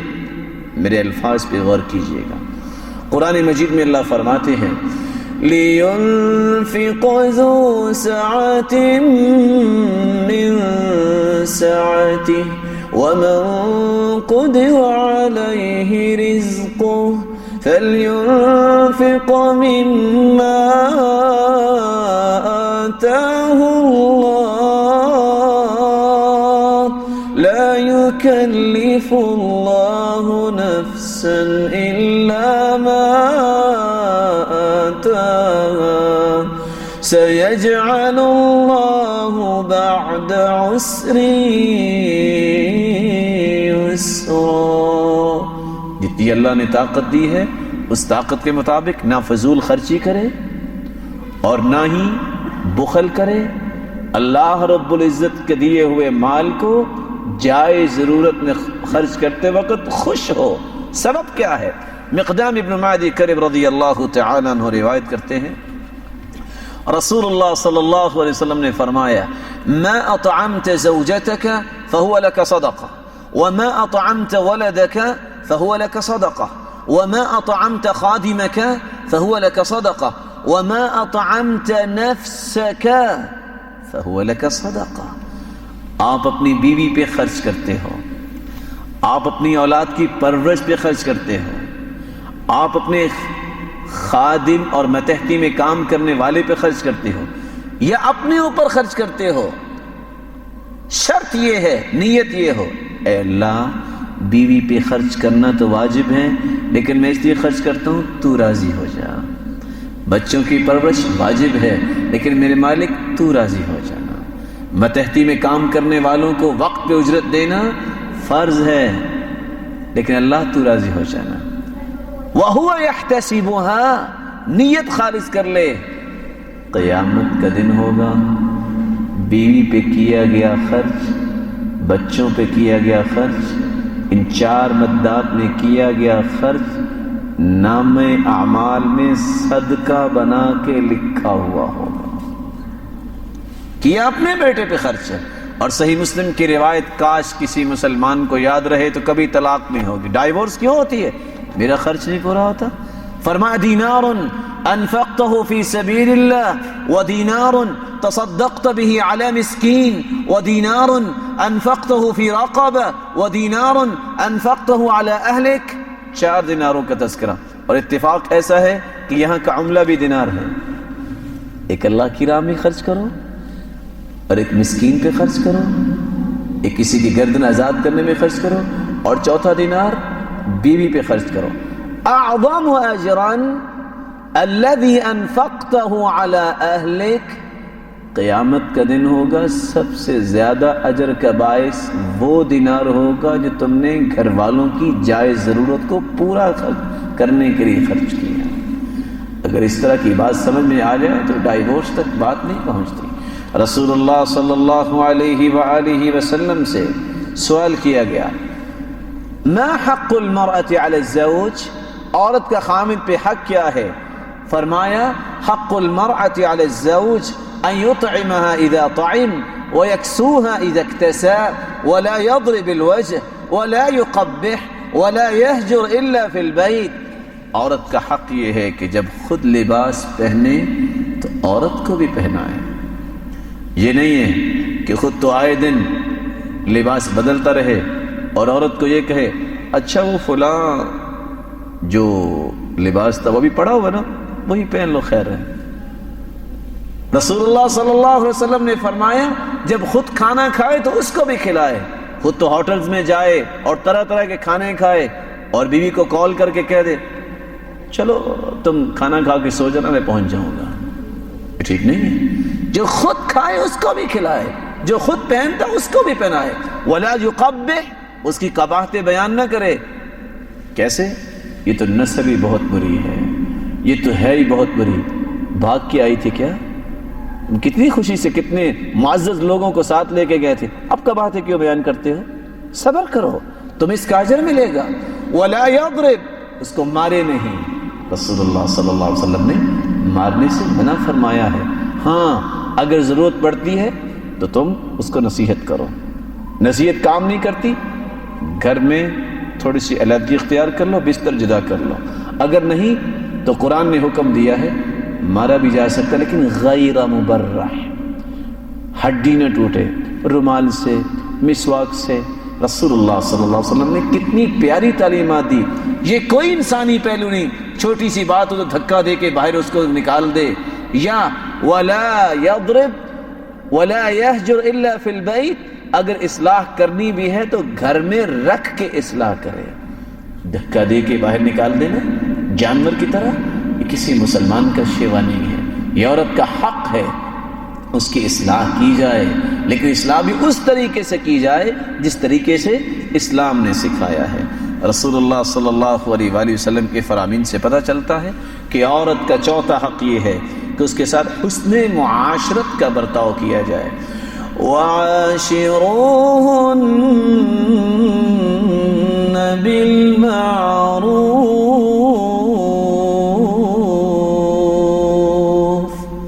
حسن معاشرت کو غالب رکھو۔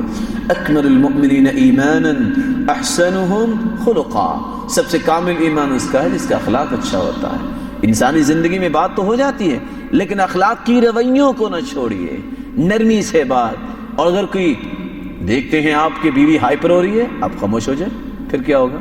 عمر رضی اللہ تعالیٰ عنہ کے پاس ایک شخص شکایت لے کے آیا، آ کے دیکھا تو عمر رضی اللہ تعالیٰ عنہ کی بیوی کچھ بات کر رہی تھی، وہ واپس چلا گیا۔ اس کو بلایا، ادھر آؤ، کیسے آئے تھے؟ کہا جس چیز کے لیے آیا تھا وہ تو میں نے دیکھ لیا ہے، اب کیا لینا ہے؟ کہا آپ پریشان ہو گئے میری بیوی کی بات سنتے ہوئے؟ سنو، انہا غسالۃ لثیابی، طباخۃ لطعامی، مرضعۃ لولدی، ویسکن قلبی بہا عن الحرام۔ روزانہ کھانا مجھے پکا کے دیتی ہے، میرے کپڑے دھوتی ہے، میرے بچوں کو دودھ پلاتی ہے، اور اس بیوی کی وجہ سے آج تک میں نے آنکھ کسی اور کی طرف نہیں اٹھائی۔ تو اگر دو چار کلمے یہ بول لے گی تو میرا کیا بگڑا ہے؟ کچھ بھی نہیں ہوا۔ اور یہ کہ حقیقت ہے، مرد عورت کو گھر سے نکال سکتا ہے، عورت نکال سکتی ہے۔ مرد کھانا بند کر سکتا ہے، عورت بند کر سکتی ہے۔ مرد خرچ بند کر سکتا ہے، عورت بند کر سکتی ہے۔ اس کے پاس صرف ایک ہی ہے، اگر اس کو غصہ آئے تو چار کلمات بولتی ہے، چلو بول لے، پھر کیا ہوگا؟ یہ انسان کی عقل مندی کی دلیل ہے۔ دیکھیے رسول اللہ صلی اللہ علیہ وسلم رات لیٹ آئے۔ آج جو اپنے آپ کو بڑے سمجھتے ہیں ذرا اس واقعے پہ بھی غور کریں۔ سرتاج رسول نے دروازہ کھٹکھٹایا، فَيُغْلَقُ دُونَهُ الْبَابُ، اللہ اکبر۔ جواب کیا ملا؟ جہاں سے آئے ہیں وہاں ہی چلے جائیں۔ رسول اللہ صلی اللہ علیہ وآلہ وسلم جو قدوہ ہیں، فرمایا میں فعلت الا حقنا من بولی، جلدی سے دروازہ کھولیے، میں نے ذرا حمام میں جانا ہے۔ دروازہ کھولا اور مسکرائے، فرمایا آپ ناراضی ہو گئی؟ سوچئے اگر آج کل کسی کا دروازہ بند کر دیا جائے تو دروازہ ٹوٹے گا کہ کھلے گا؟ اور دروازہ کھلے گا تو پھر وہ زندہ رہے گی کہ زمین کے اوپر رہے گی کہ زمین کے نیچے؟ سوچئے، آج میرے اور آپ کے لمحہ فکریہ ہے۔ اسی رسول اللہ صلی اللہ علیہ وآلہ وسلم نے فرمایا خیرکم خیرکم لأہلی وَأَنَا خَيْرٌ لِأَهْلِي، تم میں بہترین وہ ہے جو اپنی گھر والی کے معاملے میں بہتر ہے۔ لوگوں کی آنکھوں کا تارا تو ہر شخص بن سکتا ہے، گھر والوں کی آنکھوں کا تارا بننا اصل کامیابی ہے۔ رسول اللہ صلی اللہ علیہ وسلم نے فرمایا میں اپنے گھر والوں کے معاملے میں بہت بہتر ہوں۔ عائشہ رضی اللہ تعالیٰ عنہ سے پوچھا اسود نے، ماذا یصنع النبی صلی اللہ علیہ وسلم فی بیتی، اللہ کے رسول گھر میں کیا کرتے تھے؟ تو عائشہ کیا فرماتی ہے؟ کان فی محنتی اہلی، ہم تو خدمت کرتی ہی کرتی تھی، ایسے لگتا تھا کہ وہ ہماری خدمت کر رہے ہیں، رسول اللہ صلی اللہ علیہ وآلہ وسلم۔ لیکن آج حالت کیا ہے؟ اگر بیوی کہہ دے کہ فلاں کے ابا یہ برتن پکڑا دینا، تو وہ دائیں بائیں دیکھتا ہے کہ کوئی دیکھ تو نہیں رہا، اگر پکڑا دیا تو کہیں گے یہ رن مرید بن گیا ہے۔ یہ تعاون ہے۔ اگر وہ بیمار ہے، یہ ایسی کیفیت میں ہے کہ وہ چار پائی نہیں اٹھا سکتی، بچے کو نہیں اٹھا سکتی، رسول اللہ صلی اللہ علیہ وسلم کیا فرماتے، کیا کیا کرتے؟ یفلی ثوبہ، اپنے کپڑے کو خود درست کر لیتے. وَيَخْصِفُ نَعْلَهُ جوتی ٹوٹی ہوتی اس کو درست کر لیتے.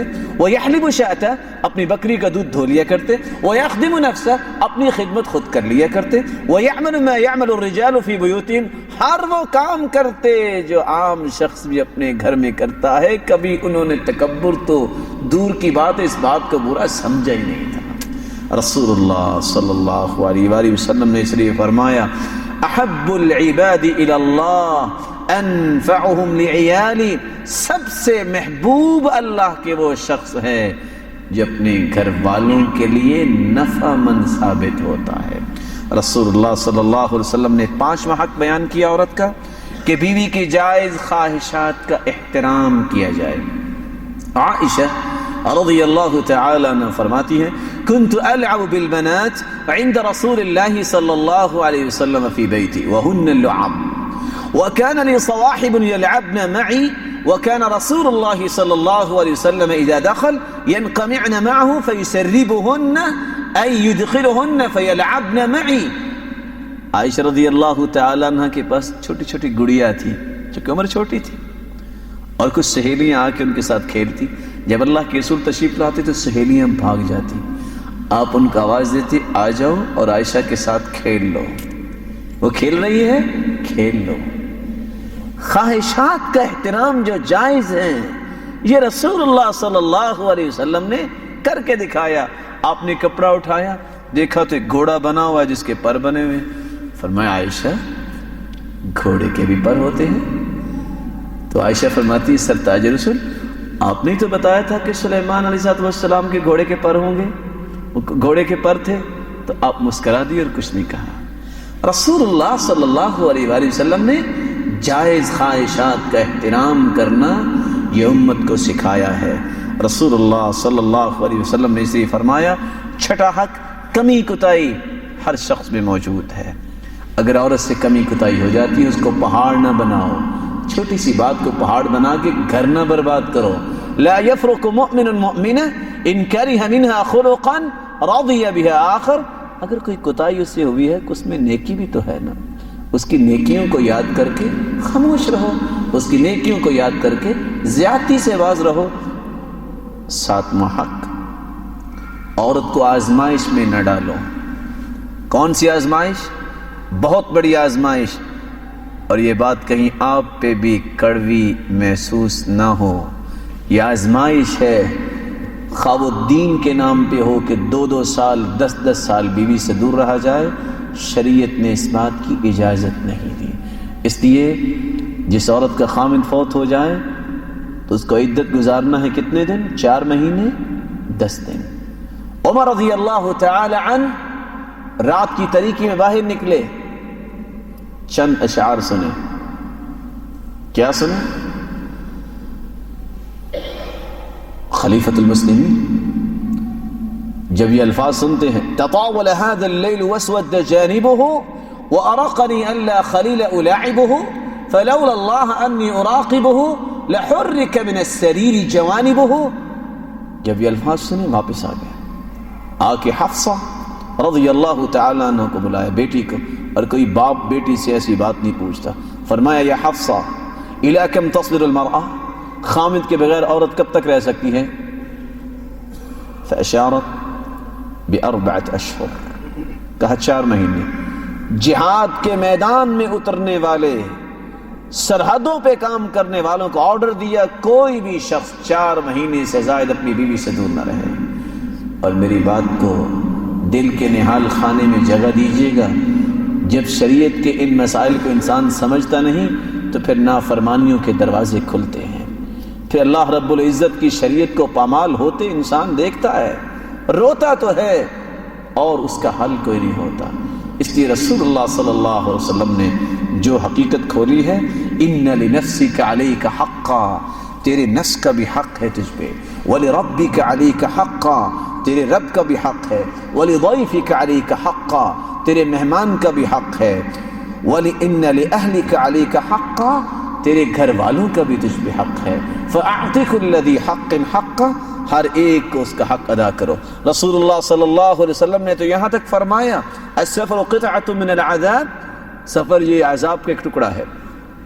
یمنع احدکم طعامہ وشرابہ، کھانے اور پینے سے روک دیتا ہے. فَإِذَا قَضَى أَحَدُكُمْ نَهْمَتَهُ فَلْيُعَجِّلِ الرُّجُوعَ إِلَىٰ أَهْلِهِ. جب انسان اپنا سفر پہ جائے کام کر لے تو اس کو جلدی واپس اپنے گھر جانا چاہیے. اور آپ حیران ہوں گے شیخ صالح بن محمد العثیمین کیا فتویٰ دے رہے ہیں کہ اگر کسی کی فلائٹ ظہر کو ہے اور اس نے گھر جانا ہے، اس کو 10 بجے کی فلائٹ اگر مل جاتی ہے 2 گھنٹے پہلے، فَلْيُعَجِّلِ الرُّجُوعَ إِلَىٰ أَهْلِهِ، اس کو چاہیے کہ وہ فلائٹ لے لے تاکہ حدیث پہ عمل ہو اور اللہ رب العزت کے پیارے پیغمبر کی بات پہ عمل ہو جائے. میں اپنی آخری بات بیان کر کے بات کو ختم کرنا چاہوں گا. بیوی کے حقوق یہ ہیں کہ اس کی عزت کی حفاظت کرے اور اس کے حقوق کو پورا کرنے کے لیے ہر وقت تیار رہے. رسول اللہ صلی اللہ علیہ وسلم نے فرمایا ایما رجل تزوج امرأة على ما قل من المهر او كثر وليس في نفسه ان يؤدي اليها حقها لقي الله يوم القيامة وهو زان. جو شخص شادی کرتا ہے تھوڑا یا زیادہ مہر دے کر لیکن حقوق کو پورا نہیں کرتا، فمات فخدعها، اور دھوکہ دیتے ہوئے مر جاتا ہے، قیامت کا دن ہوگا بدکار لوگوں کی صف میں اس کو کھڑا کیا جائے گا. اور عورت کا حق یہ ہے کہ اس کے راز کو افشا نہ کرے، اس کا افشا نہ کرے. کچھ لوگ اللہ رب العزت ان کو ہدایت عطا فرمائے اس بات میں خیال نہیں کرتے. ان اشر الناس منزلہ یوم القیامہ الرجل یفضی الی امرأة وتفضی الیہ ثم ینشر سرها. سب سے بدترین لوگ وہ ہیں جو اپنے گھر والوں کے پاس جاتے ہیں پھر اپنے جو انٹرنلی راز ہیں وہ لوگوں کے سامنے کھولتے ہیں. آخری گزارش، ان تمام حقوق کے بعد میں گزارش کروں گا مردوں سے بھی، اور اگر میری بات عورتوں تک بھی پہنچے تو میں ان سے بھی ادباً گزارش کروں گا. 3 باتوں کو زندگی کا شعار بنا لیں، کبھی پریشانی نہیں ہوگی. نیک بنو، نیک بنو گے ایک بنو گے. جب تک نیکی پہ قائم رہو گے کبھی جھگڑا نہیں ہوگا. اس لیے سلف صالحین کہا کرتے تھے انی لأعصی وأرى أثره في أهلي ودابتي. میں نافرمانی کرتا ہوں، میں دیکھتا ہوں سواری بھی تبختر کرتی ہے، بدکتی ہے، اور گھر والی بھی میرے ساتھ بدتمیزی کا سلوک کرتی ہے.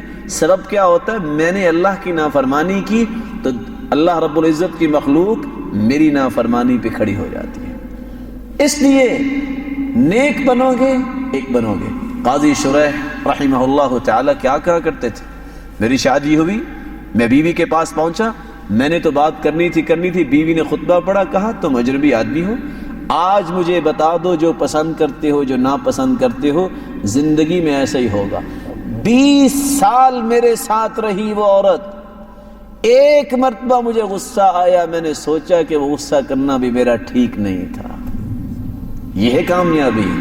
نیک بنو گے ایک بنو گے. اور دوسری گزارش، زبان پہ کنٹرول کر لو.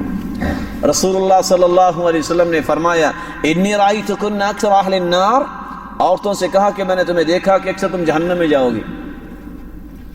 ساری عورتیں خاموش ہیں. ام یعقوب رضی اللہ تعالی عنہ بڑی بہادر عورت تھی. فقامت علی احدى رکبتیها،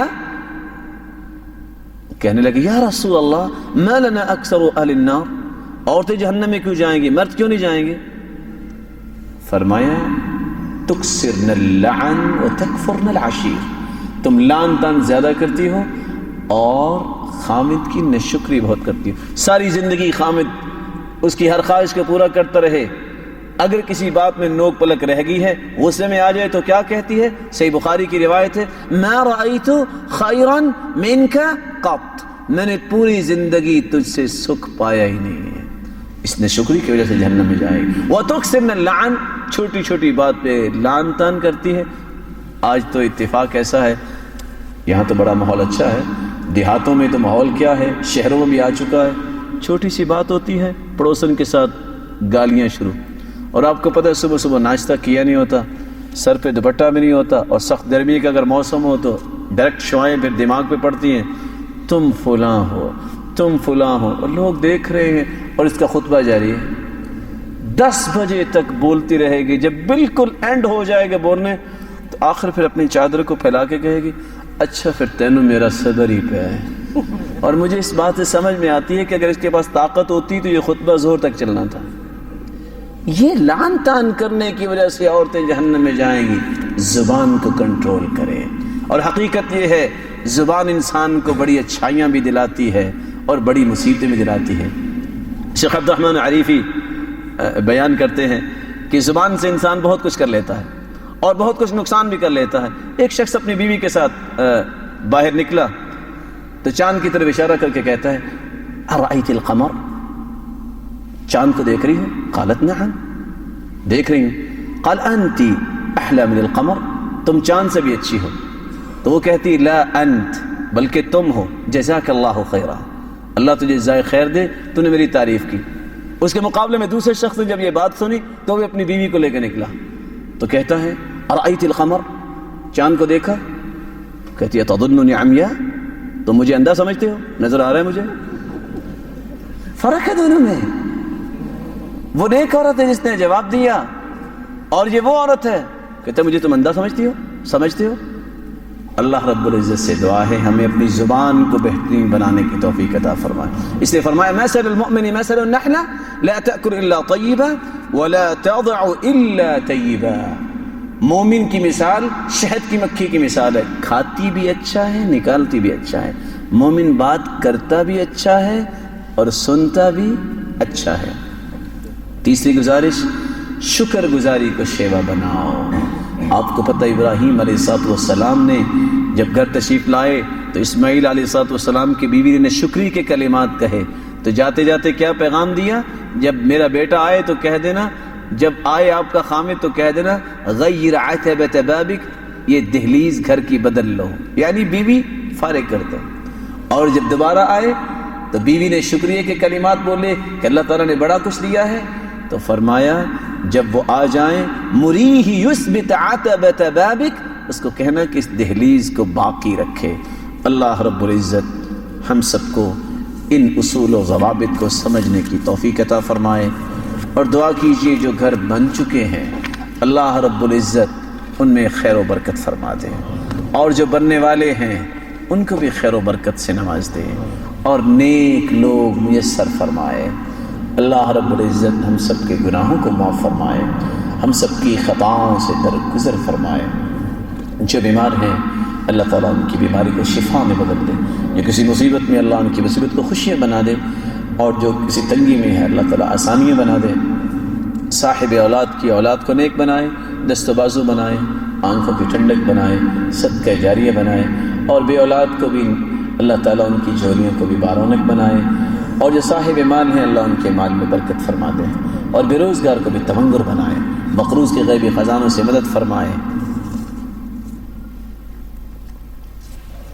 اور اللہ رب العزت ہمیں جب تک رکھے ایمان سے رکھے، جب بلائے تو ایمان کی خوبصورت کیفیت میں بلائے. اور جس طرح آج ہم اللہ کے گھر میں جمع ہیں اللہ ہمیں اپنی جنت میں بھی جمع فرمائے. آج چونکہ آج کے اس جو پروگرامز کی ترتیب تھی اس کا آخری درس ہے، میری اللہ سے دعا ہے اللہ رب العزت یہ چند کلمات جو بے ترتیب کلمات آپ نے سنے ہیں اللہ تعالیٰ ان کو تو آخرت بنا دے، اور اللہ تعالیٰ آپ کا بیٹھنا اور سننا بھی شرف قبولیت سے نواز دے. اور میں دعا گو ہوں ان مراکز کے لیے، مرکز الہدایہ اور مرکز الفرقان اور ان کی منتظمین کے لیے جنہوں نے مفتاح الخیر بنتے ہوئے ان پروگرام کی ترتیب دی. اللہ رب العزت جس طرح انہوں نے اللہ کے گھروں کو آباد کیا ہے اللہ تعالیٰ دنیا میں بھی ان کے گھر آباد فرمائے اور آخرت میں بھی گھر آباد فرمائے. اور میں دعا گو ہوں اپنے محترم بھائی حضرت الشیخ معاذ فاروقی صاحب اور دکتور اللہ تعالیٰ ان کو سلامت رکھے، عبداللہ عبدالحمید حفظہم اللہ تعالی. اللہ تعالیٰ اسی طرح محترم بھائی مظفر بھائی ہیں اور دیگر جو منتظمین ہیں اللہ رب العزت سب کو اپنی شان و عظمت کے مطابق دنیا اور آخرت میں انعامات سے نوازے، اور یہ اعمال شرف قبولیت سے نوازے اور میزان حسنات میں شامل فرمائے. اللہ رب العزت نے زندگی دی تو انشاءاللہ ملاقات ہوگی. اللہ رب العزت سے دعا ہے اللہ ایمان کے ساتھ ہمیں ملائے اور جنت میں بھی اکٹھا فرمائے۔ ایک چھوٹا سا سوال ہے کہ کیا بیوی اپنے خامند کو خامند کا نام لے کر پکار سکتی ہے؟ نام لے کر پکارنا ویسے دو آداب کے منافی سمجھا جاتا ہے۔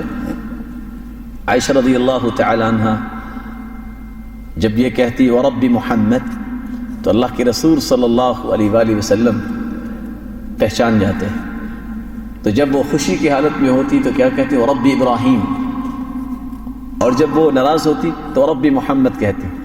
تو اللہ کے رسول صلی اللہ علیہ وآلہ وسلم ایسے ماحول میں بھی خوشی پیدا فرما دیتے۔ جب وہ خوش ہوتی تو پھر کہتی رب محمد، میں رسول اللہ صلی اللہ علیہ وسلم کے رب کی قسم اٹھا کے کہتی ہوں۔ تو جب وہ تھوڑی سی خفگی ہوتی تو پھر ابراہیم علیہ السلام کا نام لے لیتی اور رب ابراہیم، اور ساتھ کہتی اللہ کے رسول میں نے آپ کا نام ہی تھوڑی دیر کے لیے چھوڑا تھا، کوئی اور بات تو نہیں کی۔ تو نام لے کر پکارنے سے اللہ کے رسول صلی اللہ علیہ وسلم نے خود بھی عائشہ رضی اللہ تعالیٰ عنہ کو کیا کہا کرتے؟ یا عائش، یا حمیرہ، یا ام عبداللہ، کنیت یا ایسا بحب الاسماء الی، ایسے نام سے پکارنا چاہیے جو اس کے ہاں زیادہ اچھا لگتا ہے۔ نام سے پکارنے اس کو ادب کے منافی سمجھا جاتا ہے، اس سے گریز کرنا چاہیے۔ بڑا بیٹا ہے یا بیٹی ہے، ابو معاویہ، ابو فلاں کہہ کے پکارا جائے تو اس میں زیادہ اچھا ہے۔ اللہ تعالیٰ ہر گھر میں محبت کا ماحول پیدا فرمائے۔